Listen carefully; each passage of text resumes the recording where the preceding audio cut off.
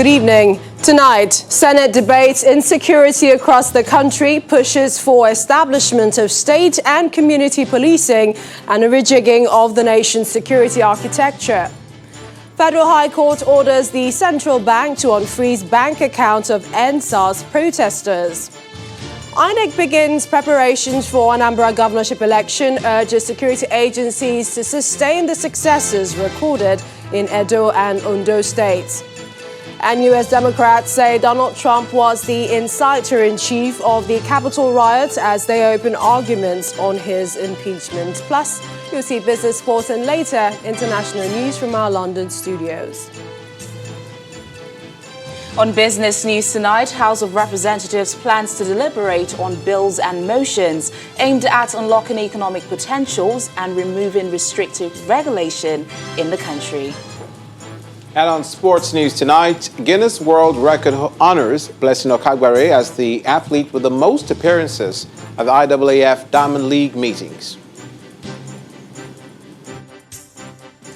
People's Democratic Party leaders intensify efforts to reconcile aggrieved members, meets with factions in the southwest states.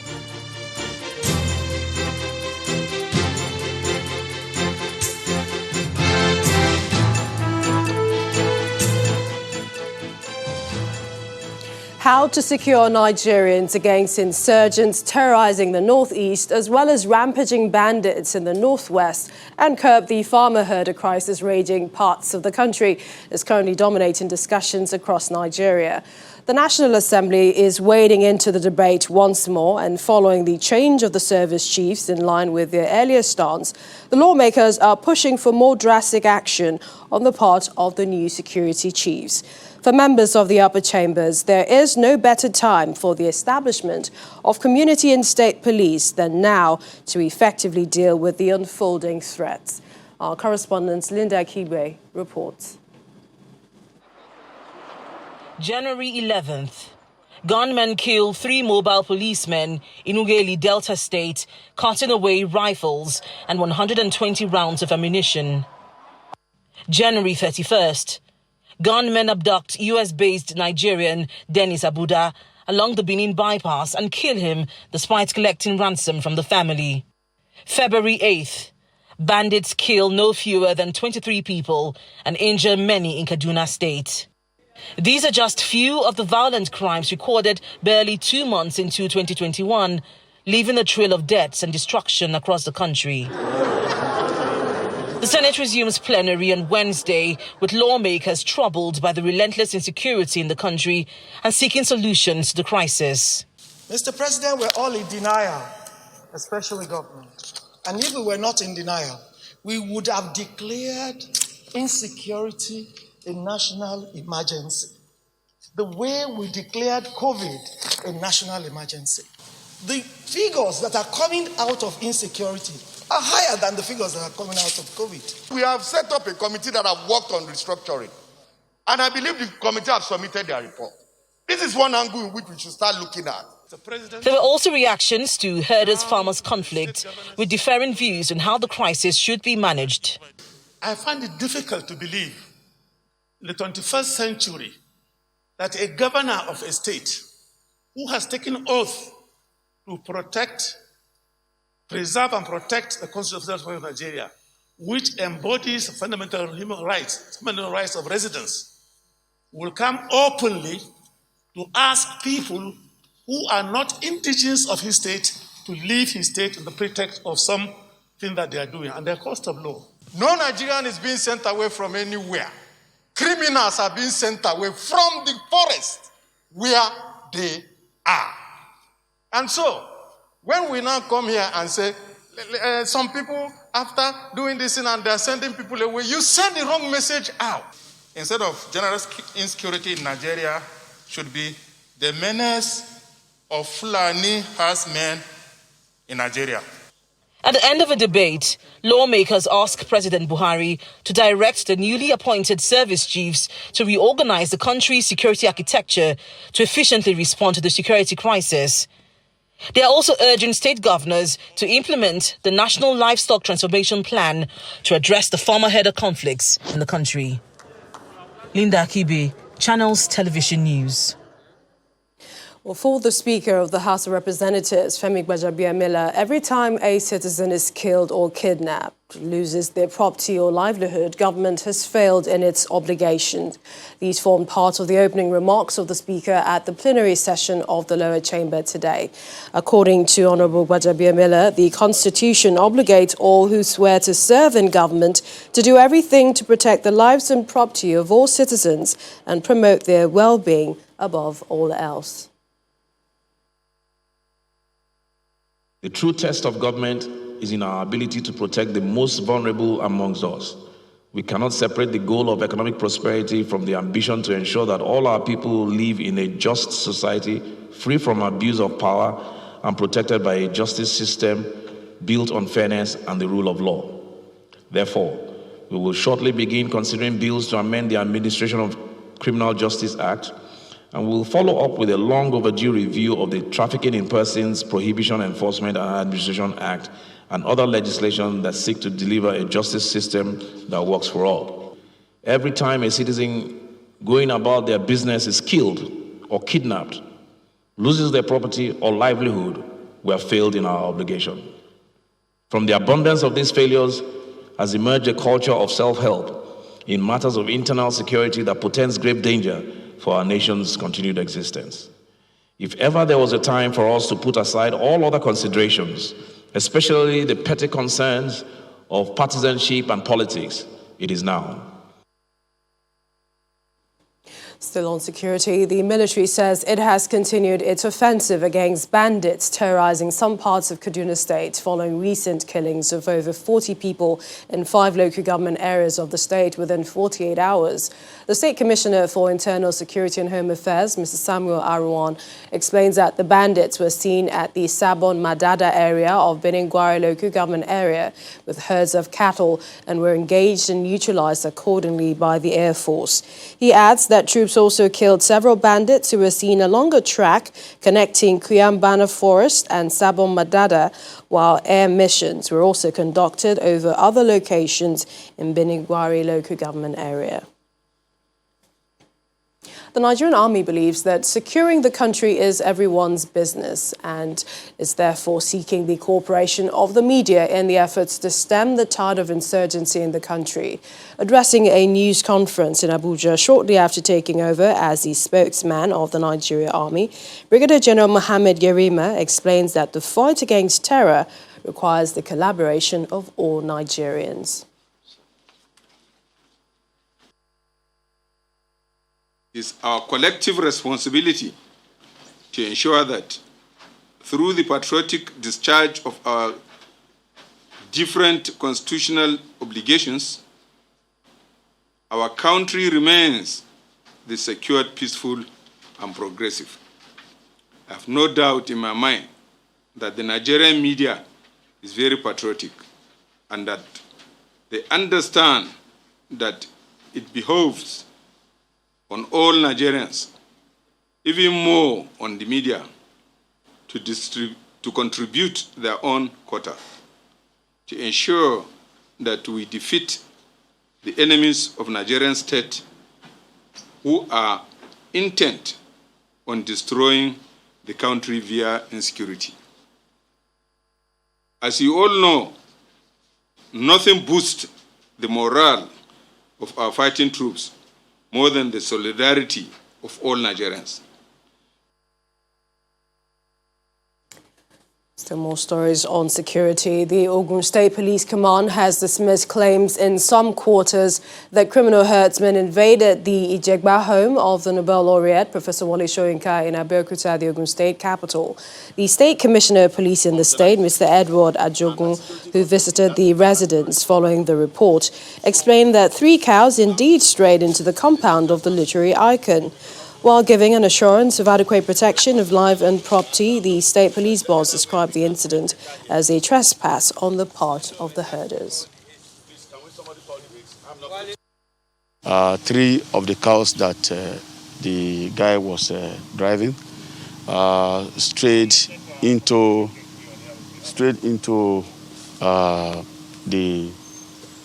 the compound of the Nobel laureate.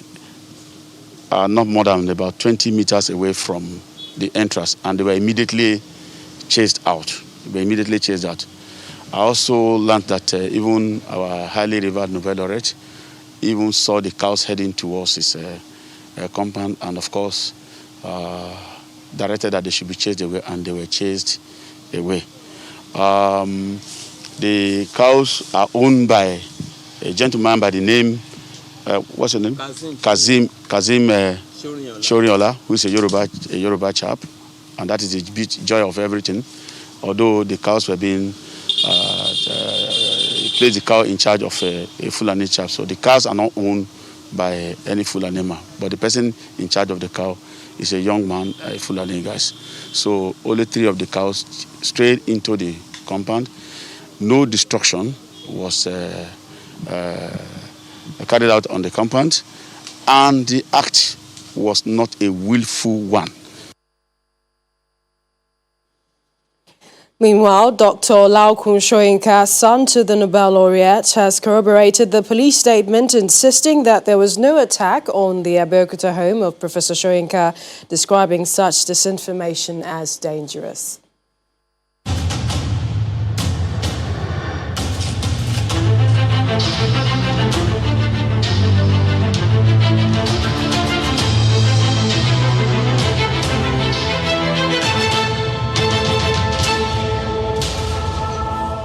The Federal High Court in Abuja has ordered the Central Bank of Nigeria to unfreeze the bank accounts of the 20 NSAS promoters. Justice Ahmed Mohammed gave the ruling following the agreement reached by parties in the suit for an amicable resolution to the matter.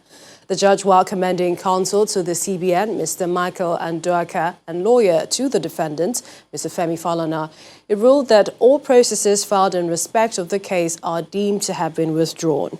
The CBN, in an ex parte motion, had prayed the court to freeze the bank accounts of Bola Tito Rachel Odwala and 19 others who participated in last year's protests to end police brutality in the country. The Apex Bank said it took the action to investigate the promoters of the protests on allegations bordering on terrorism, financing, among others.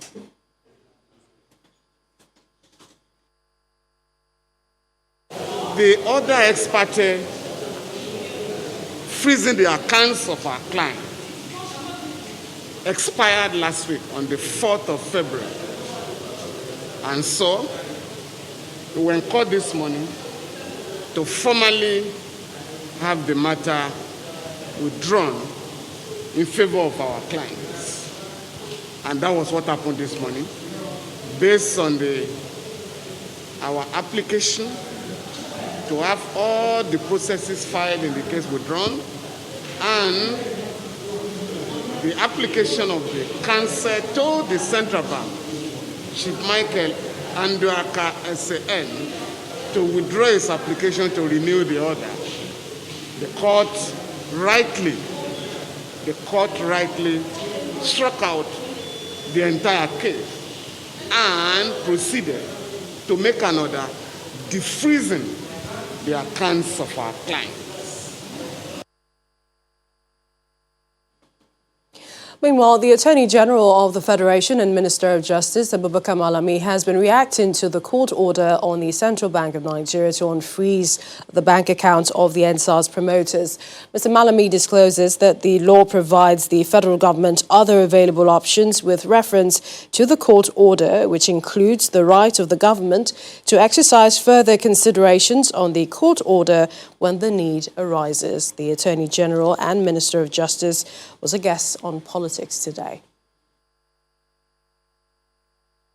You need to take into consideration a lot of other factors with particular reference to the compliance with the court order. And within the context of striking the balance, the options that are available to the government are multiple. One, a consideration or perhaps a possibility of wholehearted compliance with the order of the court without ado. That is comprehensive, unconditional compliance with the court order relating to unfreezing of the accounts. But that does not take away the right of the government to give further considerations when the need arises.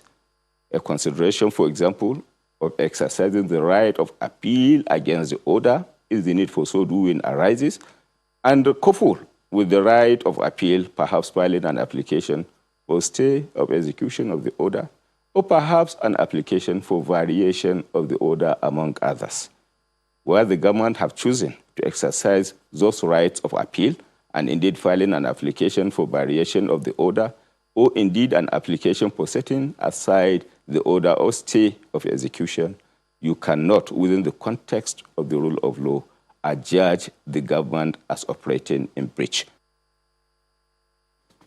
In part two, after the break, Economic and Financial Crimes Commission goes after suspected internet fraudsters in Osun and Ogun states and arrests some of them. Please stay with us.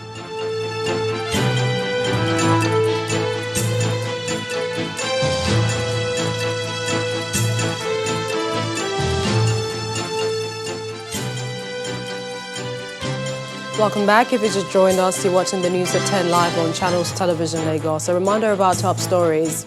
Senate debates insecurity across the country, pushes for the establishment of state and community policing and a rejigging of the nation's security architecture. Federal High Court orders the central bank to unfreeze the bank accounts of EndSARS protesters.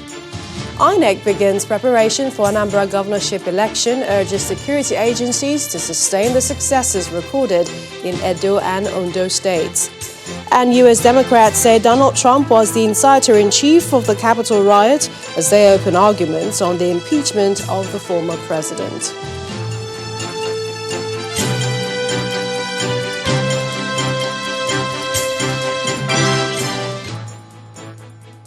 We continue with the EndSARS protest aftermath. A member of the Lagos State Judicial Panel of Inquiry into the Lekki Tollgate shooting and senior advocate of Nigeria, Mr. Ebonlu Adegboruwa, has called on the youth to shelve the planned protests and counter-protests at the tollgate this Saturday. His statement reads in part, "The alleged bloodshed, mayhem, repressions and violence of October 2020 in general should not be encouraged to be repeated again. I am concerned about the consequences of protests and counter-protests at the same location in relation to security and likely violation of the COVID-19 protocols, given the rising wave of the pandemic in Lagos State especially, where most economic, social, educational and other activities are partially grounded presently." He is appealing to youths not to go ahead with the protests. Mr. Adegboruwa's plea follows the ruling by the chairperson of the judicial panel that the control of the Lekki tollgate be returned to the Lekki Concession Company. 4 out of the 9-man panel expressed dissenting views to the ruling. The order also forced youths to take to social media to express outrage and plan the Occupy Lekki tollgate protest against the reopening of the tollgate and a counter-protest with the hashtag Defend Lagos.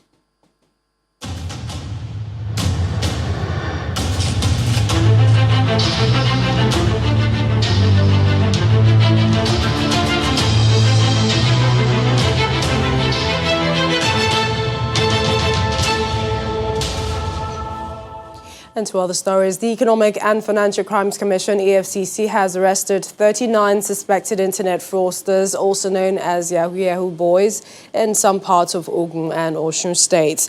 10 of the suspects were arrested at Ilesha in Osun State, while 29 others were arrested in different locations at Agoiwoye, Ogun State. The EFCC says suspects were arrested after a series of surveillance based on intelligence on their alleged criminal activities. Items recovered from them include 7 cars, laptop computers, mobile phones, several documents containing false presences. The Commission says they will be charged to court as soon as investigations are concluded. And the Borno State Governor Babagana Zulum and some officials of the Federal Ministry of Humanitarian Affairs, Disaster Management and Social Development are in Mawa in the Republic of Cameroon to facilitate the voluntary repatriation of 9,800 Borno indigents who are among 46,000 Nigerians taking refuge in Minawal camp in Cameroon. They are the first batch of citizens who have shown interest to be moved to resettlement houses built by the Borno State government in Bama and Banki towns. The governor arrived Cameroon on Tuesday evening and today led a Nigerian delegation to a meeting on an agreement signed between Nigeria, Cameroon and the United Nations High Commission for Refugees. In September 2019, the governor promised to respond to their appeal and work with stakeholders towards their successful return and resettlement. And for more stories, let's go over to our Abuja studios where Linda Kigbe has some more stories. Hi, Linda. Hello, Millicent. Very pleased to have you with us. Now, ahead of the November governorship election in Anambra State, the chairman of the Independent National Electoral Commission, INEC, is asking security agencies to replicate their conduct during the governorship elections in Edo and Ondo states last year. Professor Mahmood Yakubu is also stressing the importance of proper management of polling units to minimize disruptions in future polls. The INEC boss was speaking at a consultative meeting with members of the Interagency Committee on Election Security in Abuja. This meeting with members of the Election Security Committee in Abuja is the third in the series of consultative meetings on the need to create more polling units ahead of the 2023 general elections. In his remarks, Chairman of the Independent National Electoral Commission underscores the importance of crowd management at polling units. He calls on security agencies to exhibit the same professional conduct observed from them during the Edo and Ondo governorship elections last year. The management of large crowds at many polling units across the country has been challenging to commission officials and members of ECOSOC, resulting in some cases in the late commencement of polls or the disruption of the sorting and counting of ballots at polling units. Such disruptions often have consequences on electoral outcomes, leading in some instances to avoidable supplementary elections. The Commission has already released the timetable for Anambra governorship election, scheduled to hold on the 6th of November 2021. I urge you to maintain the same level of professionalism displayed in the recent elections and ultimately the 2023 general election. The representative of the National Security Advisor is also asking INEC to build a stronger synergy with security agencies ahead of the November election in Anambra State. The NSA commended the synergy and the professionalism exhibited by all the security agencies in the previous elections. He also expressed optimism that future elections will be better than these ones. The NSA also implored the INEC Chairman to redouble his efforts in ensuring that the forthcoming gubernatorial election in Anambra State within this year will be peaceful and devoid of rancor. Security agencies play a major role in Nigeria's electioneering process, and as experts would say, a compromised election security system adversely affects the credibility of the election results. Meanwhile, the chairman of the Southwest PDP Reconciliation Committee, Prince Olagunsoye Onilola, has stressed the need to reconcile all aggrieved factions in the party to avert loss in future elections. The PDP chieftain stated this while fielding questions from journalists after meeting with members of the party in Ondo State. He describes the meeting as successful, noting that all avenues aimed at reconciling the two factions of the party in Ondo State would be explored. The chairman of the Southwest PDP Reconciliation Committee, former governor of Osun State, Prince Olagunsoye Onilola, arrives the venue for a special assignment. He is meeting with members of the party in Ondo State. The closed-door meeting, held at the State Secretariat of the party in Akure, the state capital, had in attendance leaders of the party at the state level and across the 18 local government areas, as they gather to chart a new course and rededicate themselves in moving the PDP forward.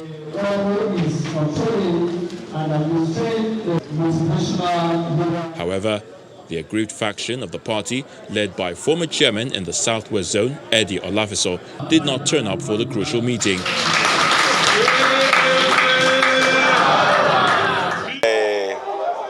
Speaking to newsmen after the meeting, Prince Oyinlola describes it as successful, noting that all avenues aimed at reconciling the two factions of the party in the state will be explored. We must not relent in bringing everybody on board. We have not closed any door against anybody. We want all of us to be together to achieve the success we are looking up to together. A member of the Board of Trustees of the party, Segun Adegoke, bears his mind on the crisis in the Ondo State PDP. When a person is invited, two people are invited into a place, and one refuses to attend the meeting, and the meeting decides to proceed, is not basing their judgment on what we say, but we've stated our own grievances against them. This is the third time they will not attend, which means they are still very angry with whatever is getting them annoyed. And as far as we are concerned, PDP, we have no quarrel with anybody. The aggrieved members are those who are opposed to the choice of the party's deputy governorship candidate in the October 10, 2020 election. They claim they wanted one of the governorship aspirants who contested with Eyitayo Jagede to be considered for the position. When the news at 10 returns, we have more stories on politics. Plus, the House of Reps plans to deliberate on bills and motions aimed at unlocking economic potential and removing restrictive regulations in the country. That's in Business News. Join us again. You're welcome back to the news at 10, live from Abuja. The former governor of Osun State and senator representing Abeokuta Central in the upper chamber of the National Assembly, Ibikunle Amosun, has revalidated his membership of the All Progressives Congress at his Ward 5 in Utoko area of Abeokuta in Osun State. Accompanied by his wife, Olufunsho Amosun, the former governor was welcomed by his supporters as he asked them to give the exercise all seriousness it deserves. He also assured them that everybody would be given the opportunity to adequately participate in the exercise.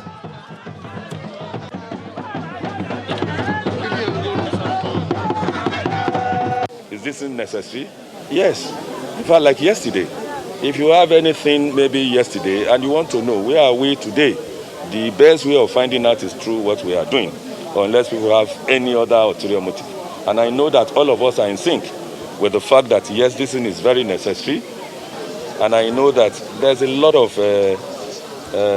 benefits and advantages that we will get in doing this registration. This exercise will not just end in 2 days. They are still going to do it for the next 2 weeks.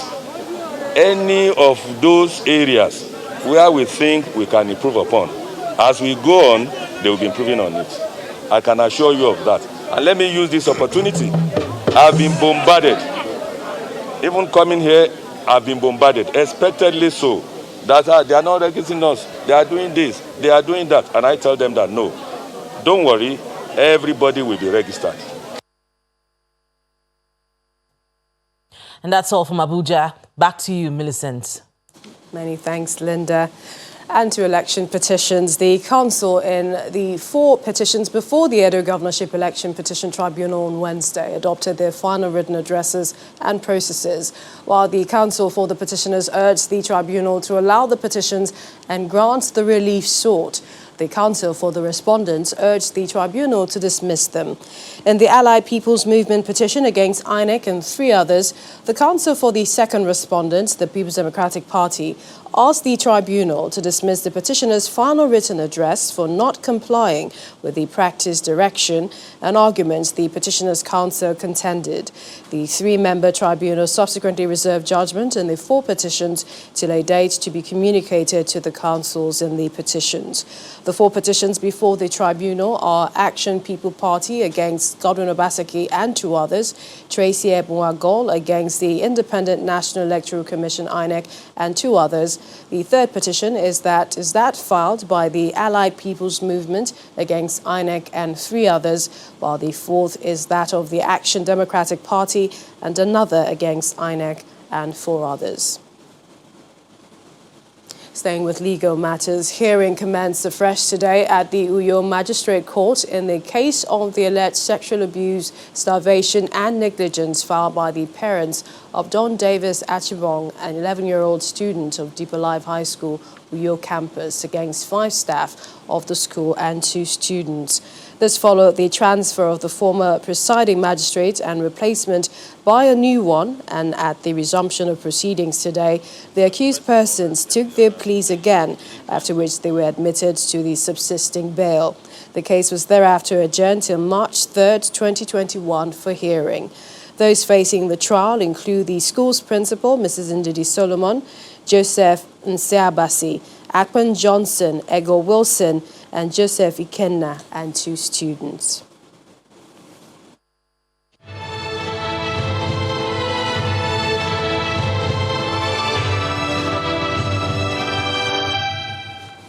Broader action on science and technology, finance and investing in sustainable infrastructure will enable developing countries and economies survive under the coronavirus pandemic.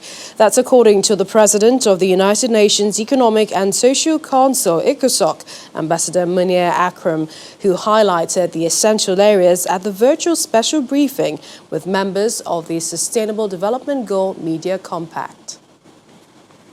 Communications, physical communication and transportation has been cut.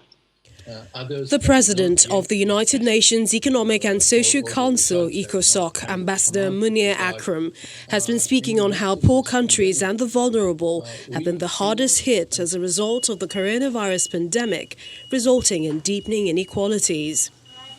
At the special briefing of Sustainable Development Goal Media Compact, which Channels Television is a member of, Ambassador Akram lamented the problem of vaccine distribution and calls for an emergency meeting to tackle fair distribution.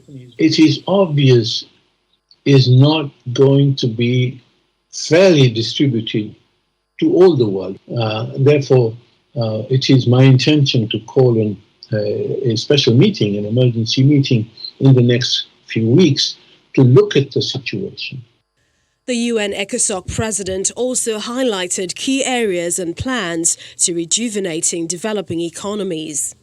There are, of course, proposals for restructuring the international financial architecture, to build a debt authority for orderly management of the debt of many developing countries.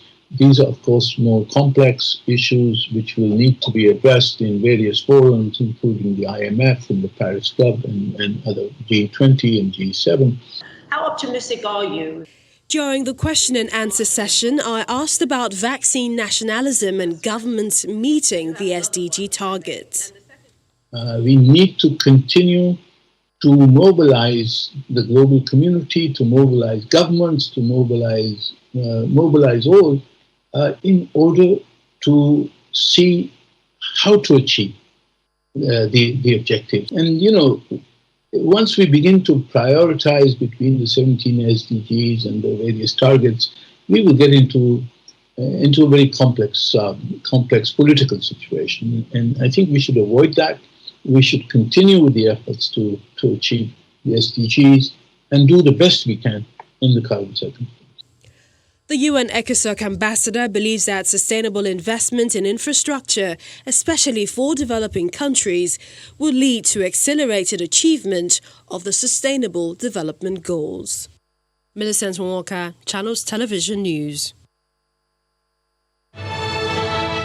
And there was pandemonium at the Ondo State-owned Rufus Giwa Polytechnic in Owo today, as a yet-to-be-identified student of the Polytechnic was hacked to death. Although what led to the attack on the student is yet to be ascertained, it coincides with the Students' Union government election of the Polytechnic. The public relations officer of the institution, Mr. Samuel Ojo, however, dismissed the rumours making the rounds that the killing might be connected with the SUG election. Police spokesperson in the State Police Command, Tilio Ikoro, said he was yet to be briefed about the incident as at the time of this report.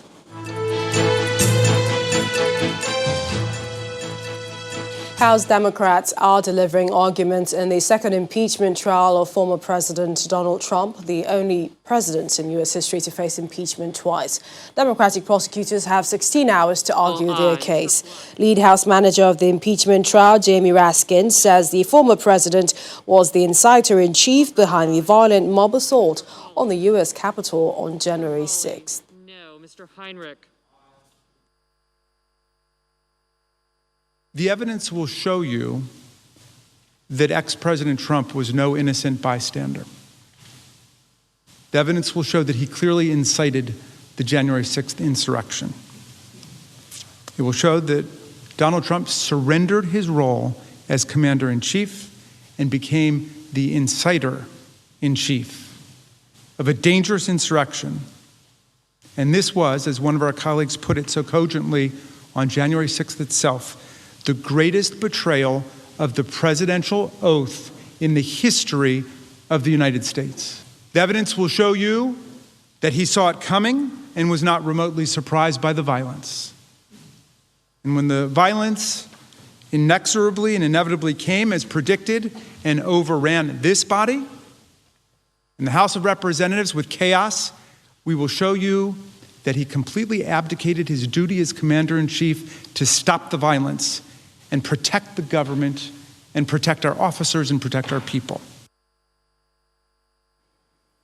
Well, let's head over to our London studios now, where Simon Pusey has more international news and around the world in 5. Good evening and welcome to the Channel Studios here in London with your international news around the world in 5. A woman is in a critical condition after being shot in the head while protesting against Myanmar's military coup in the capital Naypyidaw. There have been reports of serious injuries as police have increased their use of force as protesters enter the 5th consecutive day. Images show protesters returning to the streets as thousands of people join the demonstrations. Among protesters, there are hundreds of government workers and even monks who have decided to descend into the streets. European Commission President Ursula von der Leyen has admitted that the EU was late to authorise COVID-19 vaccines. Nous avons sous-estimé la difficulté liée à la production de masse. The comments have come after the EU faced criticism for the slow pace of delivery under its vaccine scheme. The rollout has also been hit by delays from vaccine producers including Oxford, AstraZeneca and Pfizer and BioNTech. So far, 26 million vaccine doses have been delivered, and Ms von der Leyen has said that by the end of the summer, 70% of adults in the bloc should have been inoculated. Prince Charles and his wife Camilla have received their first doses of COVID-19 vaccine. The Prince of Wales and the Duchess of Cornwall can be seen arriving at the vaccination centre at Gloucestershire Royal Hospital. The royals are in the 70 and over age bracket who are being urged to come forward if they have not yet received the vaccine. The Prince tested positive for coronavirus during the first wave of the pandemic in March last year after displaying mild symptoms. Travellers to the United Kingdom who violate newly imposed quarantine restrictions could be fined £10,000 or be jailed for 10 years. Under new measures due to come into force from Monday, British and Irish residents arriving in England from the 33 red list countries will have to pay up to £1,750 to quarantine for 10 days in government-managed hotel rooms. Health Secretary Matt Hancock has said the country must tighten its borders against mutant coronavirus strains. This means that any returning residents from these countries will have to quarantine. The government has more than 5,000 hotel rooms immediately available for people to quarantine in. Arrivals in England must currently have proof of a negative COVID-19 test in the past 3 days before departure. About 600 gallons of petroleum and water have leaked from an oil refinery in the San Francisco Bay.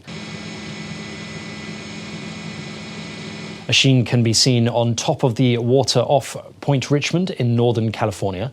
The spill, which has now been stopped, has come from a Chevron refinery pipeline, which was leaking roughly 5 gallons per minute into the bay. The incident is now under investigation.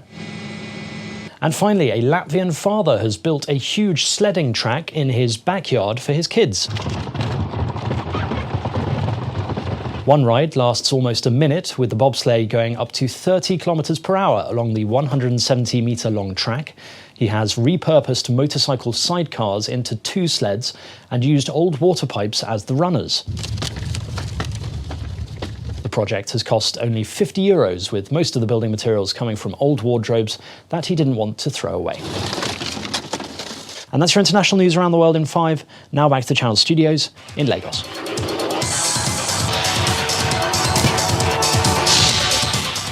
Thank you, Simon.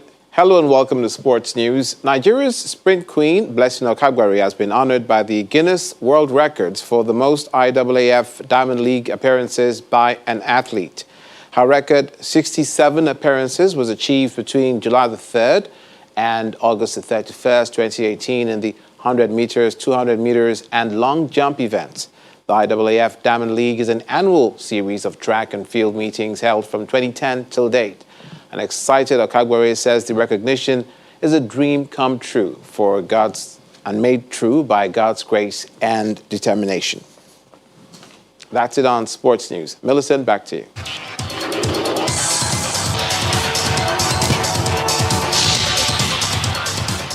Thanks, Olumide. And the main news again. The Senate today opened debate on insecurity across the country. The lawmakers made a strong push for the establishment of state and community policing to end banditry and insurgency. Also today, the Federal High Court ordered the Central Bank of Nigeria to unfreeze the bank accounts of 20 EndSARS protesters. That's the news at 10 tonight. Thank you for watching. I'm Millicent Walker. Have a good night and stay safe.